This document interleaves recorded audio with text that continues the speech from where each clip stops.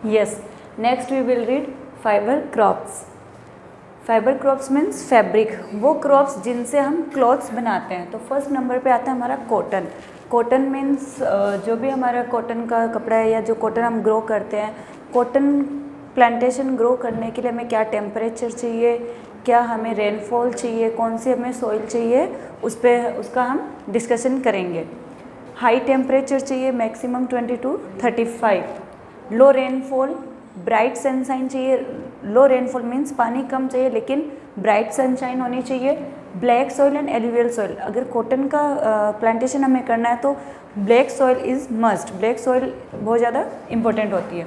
Area, semi arid region, Egypt, China, India, Pakistan, USA and Brazil. India में गुजरात, महाराष्ट्र, मध्य प्रदेश, यहाँ पे सबसे ज़्यादा कॉटन ग्रो होता है।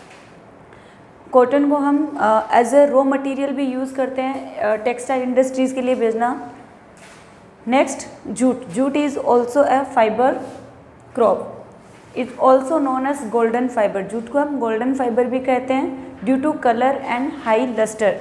जूट को हम गोल्डन फाइबर इसीलिए कहते हैं क्योंकि उसका जो कलर है अगर हम देखते हैं तो बिल्कुल गोल्डन की तरह है, इसीलिए उसको हम गोल्डन फाइबर के नाम से भी जानते हैं। Alluvial soil, high temperature, area, Bangladesh, leading producers, Bangladesh में सबसे ज़्यादा जूट का प्रोडक्शन होता है। नेक्स्ट इंडिया, इंडिया में वेस्ट बंगाल। नेक्स्ट आता है हमारे पास बेवरेज क्रॉप। बेवरेज क्रॉप का मतलब होता है वो क्रॉप्स जो हम ड्रिंक करते हैं, जो हम पीने के लिए यूज़ करते हैं, टी, कॉफ़ी। टी को लगाने के लिए हम इसको टी प्लांटेशन भी कहते हैं, टी गार्डन भी कहते हैं। और आपने देखा होगा जो भी हिली एरिया है, जो हाई ऑल्टीट्यूड पे एरिया है, वहीं पे हम टी को ग्रो करते हैं। और इसके लिए हमें पूरा बिग प्लॉट चाहिए क्योंकि ये एक प्लांटेशन क्रॉप है। मीन्स इसको हम बार बार कटते नहीं हैं, हार्वेस्ट नहीं करते हैं, ग्रो नहीं करते हैं, एक बार इनको लगा दिया तो मीन्स एज अ प्लांट की तरह ये लगे रहते हैं। कूल क्लाइमेट होना चाहिए, वेल डिस्ट्रीब्यूटेड रेनफॉल होना चाहिए, high height means high altitude पे होना चाहिए, max 50,000 feet. China, higher producers, India, Sri Lanka etcetera. आपने सुना होगा असम में भी बहुत ज़्यादा टी प्लांटेशन है। Darjeeling is also famous for tea garden. Next coffee. Coffee basically जो कॉफ़ी के ऊपर जो सीड्स आते हैं, कॉफ़ी बीन्स, उसी से कॉफ़ी बनाए जाते हैं। इसके लिए वार्म एंड वेट क्लाइमेट चाहिए, वेल ड्रेन्ड लोमी सॉइल चाहिए। लार्जेस्ट प्रोड्यूसर ब्राज़ील, ब्राज़ील में सबसे ज़्यादा कॉफ़ी होता है। Next Vietnam, Colombia etcetera. India में Kerala and Karnataka are the famous place for the coffee plantation and coffee is also है plantation crop. Next agriculture development.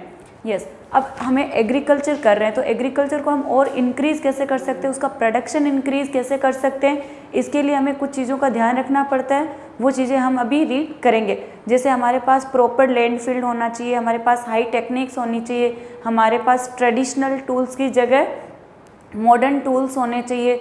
जो farmers है उनको अच्छा एजुकेशन देना चाहिए, एग्रीकल्चर यूनिवर्सिटीज़ से उनको अच्छे अच्छे आइडियाज़ देने चाहिए कि किस तरीके से वो अपने प्रोडक्शन को हाई कर सकते हैं।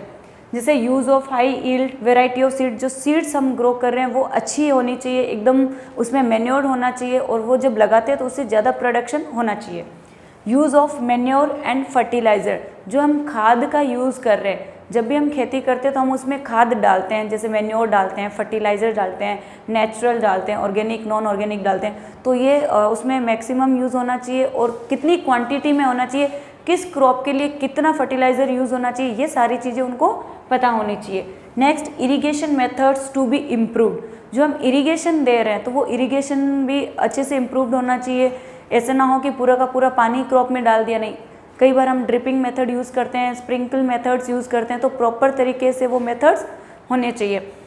Educating the farmers about farming practice, hybrid seeds and latest technology. Yes, जो भी इंसान एग्रीकल्चर कर रहा है, फार्मर कर रहा है या कोई भी इंसान एग्रीकल्चर कर रहा है तो उसको प्रॉपर नॉलेज होनी चाहिए उसके बारे में कि कौन सी उसको सीड्स यूज़ करनी चाहिए, कितना उसको एरिया यूज़ करना चाहिए, उसको कौन सी मशीन्स यूज़ करनी चाहिए, कितने उसको लेबर यूज़ करने हैं। यस, तो ये आ गए हमारे एग्रीकल्चर डेवलपमेंट। अब हम दो जगह के बारे में पढ़ेंगे। अब फार्म इन इंडिया, कि इंडिया में किस तरीके से एग्रीकल्चर किया जाता है, ए फार्म इन द यूएसए, के यूएसए में कैसे किया जाता है। India, yes, India is a developing country and USA is a developed country. दोनों में डिफरेंट है, एक डेवलपिंग कंट्री है, एक developed country. Developing country means वो कंट्री जो अभी विकास कर रही है, उसके पास इतनी ज़्यादा टेक्नोलॉजीज़ नहीं है। और डेवलप्ड मीन्स वो कंट्री जो विकास हो चुका है उसका, वहाँ पे हर एक फैसिलिटीज़ अवेलेबल है। तो दोनों कंट्रीज़ में डिफरेंट है, इसीलिए यहाँ पे जो एग्रीकल्चर है यहाँ पे भी डिफरेंट पाया जाएगा। तो इंडिया में किस तरीके से किया जाता है, यूएसए में कैसे किया जाता है। तो इंडिया के लोग अभी इतने ज़्यादा एजुकेटेड नहीं हैं, उनको थोड़ा एजुकेशन की ज़रूरत है। साथ ही साथ जो हम इंडिया में जो लैंड प्लॉट को जो यूज़ करते हैं एग्रीकल्चर के लिए, वो हेक्टर्स हमारे पास बहुत ज़्यादा कम है, वहीं पे फार्मर्स ग्रो करते हैं। लेबर्स सिर्फ फैमिली मेम्बर्स को यूज़ करते हैं, ज़्यादा लेबर्स को यूज़ नहीं करते हैं। जो सीड्स है वो भी नॉर्मल सीड्स यूज़ करते हैं, उनके पास इतना अच्छा मैन्योर फर्टिलाइजर्स भी नहीं है। तो इसकी वजह से जो प्रोडक्शन है वो बहुत ज़्यादा लेस हो रहा है, बहुत ज़्यादा कम हो रहा है। इवन जो एग्रीकल्चर ये हमारा मॉनसून पे ही डिपेंड है, मैक्सिमम जो एग्रीकल्चर हमारा मॉनसून पे, मॉनसून में मीन्स जब बारिश होगा तभी वो एग्रीकल्चर करेंगे। तो ये तो मॉनसून का हमारे पास 3-4 मंथ ही रहता है, तो उसमें बहुत ज़्यादा रिस्क भी रहता है कि कई बार मॉनसून अच्छा हो जाता है, कई बार बहुत अच्छा हो जाता है, कई बार बाढ़ आ जाती है। तो हम कुछ कह नहीं सकते कि कब एग्रीकल्चर अच्छा होगा, कब कैसा होगा। तो यहाँ का जो प्रोडक्शन हो रहा है वो हमारे पास बहुत ज़्यादा लो चल रहा है। और जो फार्मर्स है वो भी ज़्यादा वेल एजुकेटेड नहीं है, वो ट्रेडिशनल तरीके से करते हुए आ रहे हैं। ये नेक्स्ट है हमारा a farm in the USA. USA एक डेवलप्ड कंट्री है, यहाँ पे जो फार्म्स होते हैं वो सिर्फ और सिर्फ उस फार्म को एग्रीकल्चर के लिए यूज़ किया जाता है। 200 से 250 हेक्टर्स ज़मीन सिर्फ और सिर्फ ये एग्रीकल्चर के लिए यूज़ करते हैं। यहाँ के जो फार्मर्स है वो बहुत ज़्यादा वेल एजुकेटेड है, वो एग्रीकल्चर यूनिवर्सिटी से ट्रेंड होके आते हैं, हाई सीड का यूज़ करते हैं, मैन्योर फर्टिलाइजर्स का यूज़ करते हैं, लेबर्स की जगह वो हाई मशीनरीज का यूज़ करते हैं। तो इसकी वजह से यहाँ का जो प्रोडक्शन है ये बहुत ज़्यादा हाई रहता है in comparison to developing country. Yes, that's all in this chapter. I have explain you full chapter. This is the important note you can write down in your notebook, and I am providing you all the questions answer in PDF. You can write down in your notebook. Hello students, today we will start from major food crops of India कि India में major food crops क्या है। वैसे तो बहुत सारी major food crops है, लेकिन according to your syllabus we have only 4 types of major food crops: wheat, rice, millet and maize. So let's start from wheat crop. हमने अपने प्रीवियस वीडियो में टाइप्स ऑफ सीज़न पे पढ़ा था कि season के बेसिस पे कितनी क्रॉप्स होती है, जैसे खरीफ, रबी, जैद. तो उस हिसाब से हमारे पास जो वीट है वो है रबी. ये टेम्परेट रीजन में ग्रो होता है. टेम्परेचर इसको चाहिए 10 to 25 centigrade. Soil light clayed soil चाहिए. Rainfall 25 to 75 centimetre.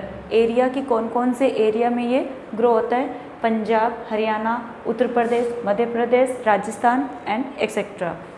इन राजस्थान के अकॉर्डिंग अगर हम देखें तो कौन से एरिया पे वीट ग्रो होता है: गंगानगर, हनुमानगढ़, अलवर, भरतपुर एक्सेट्रा. एंड अगर हम वीट के रैंक की बात करें कि वीट का प्रोडक्शन कितना ज़्यादा है हमारे इंडिया में, तो 3rd रैंक हम स्कोर करते हैं after China and America. Wheat का प्रोडक्शन हमारे पास ग्रीन रेवोल्यूशन के बाद ज़्यादा इंक्रीज़ हुआ है, क्योंकि उसके बाद हमने ज़्यादा टेक्नोलॉजीज़ एंड जो सीड्स है वो ज़्यादा अच्छी हमने यूज़ करना शुरू कर दी, इसलिए इसका प्रोडक्शन भी इंक्रीज़ हो गया है. तो that's all in wheat. Next rice is a kharif season. ये ड्यूरिंग रेनी सीज़न. इसका जो मोर प्रोडक्शन या मैक्सिमम जो प्रोडक्शन है वो रेनी सीज़न में होता है. इसको टेम्परेचर चाहिए 19 to 20 centigrade and tropical region.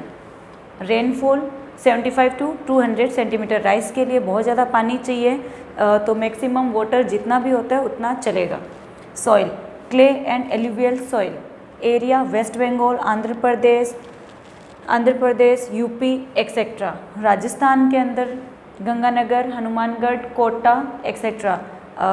Rajasthan में जब से इंदिरा गांधी कैनाल आई है उसकी वजह से राजस्थान में जो प्रोडक्शन है हमारे ये बहुत ज़्यादा इंक्रीज़ हो रहा है, क्योंकि जो सोर्स ऑफ वाटर है वो अच्छे से अवेलेबल हो रहा है. रैंक राइस जो रैंक स्कोर करता है वो करता है 2nd लार्जेस्ट प्रोडक्शन.